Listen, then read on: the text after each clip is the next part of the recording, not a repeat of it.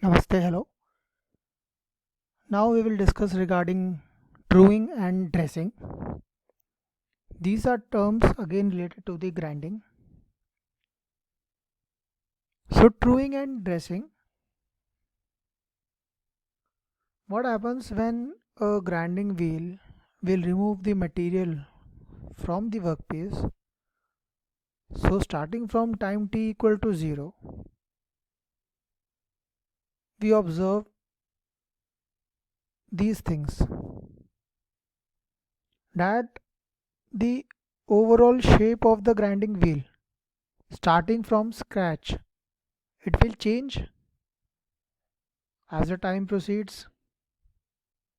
As the time proceeds, it will further worsen as compared to the original shape starting from scratch. And secondly, the grains, when they will work in removing the material from the workpiece, they will become dull. So again, for the cutting action to proceed, machining action to proceed, grinding action to proceed, new grains have to be exposed again, and the dull grains have to be, or the worn out grains have to be removed. So we have discussed two things, that first of all we have to maintain the shape, overall shape of the grinding wheel to have the smooth surface. Secondly, the worn out grains have to be replaced so that fresh grains are again available for further grinding action. So this is the crux. So this is the crux of the truing and grinding.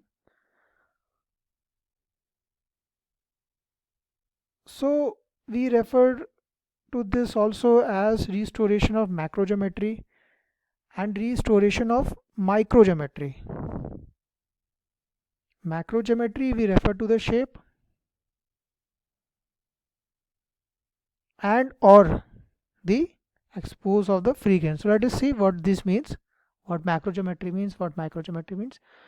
So first of all, truing of grinding wheel. So as discussed, the grinding wheel shape has to be restored to its original shape.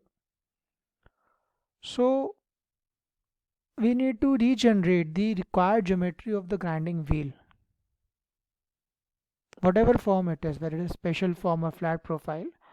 So this is called as restoration of macrogeometry shape, or the shape restoration. So why it is required? So that when the shape will be restored, the concentricity of the wheel mounting system will be ensured.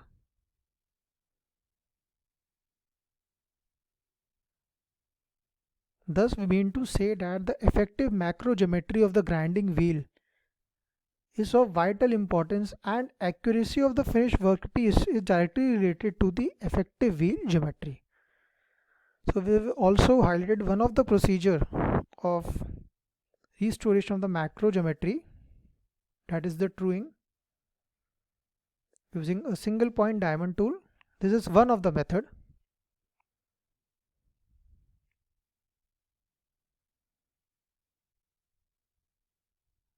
Next,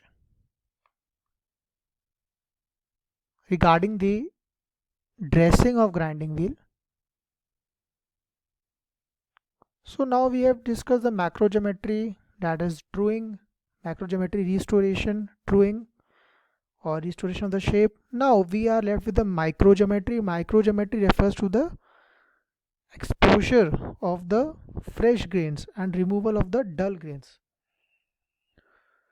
So dressing of grinding wheel,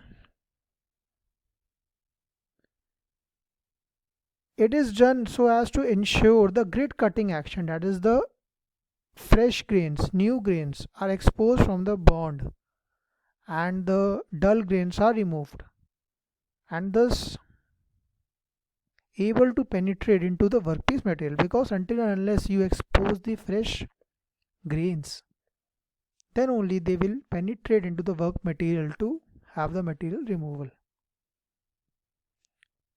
Also in dressing, the attempts are made to splinter the abrasive grains to make them sharp so that we can obtain the cutting action, and also to remove any residue left by the material being ground, that is to remove the dull grains. So dressing therefore produces microgeometry. Again we are highlighting one of the procedure to obtain the dressing as shown in the diagram. So to summarize,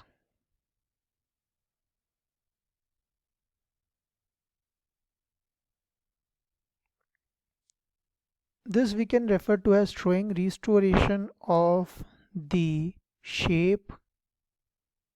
We are not related with the abrasive grains exposure to make the smooth surface, and restoration of the shape, that is restoration of macrogeometry. Dressing, however, is related with the exposure of the new grains so that we can obtain the cutting action to make them sharp. Thank you.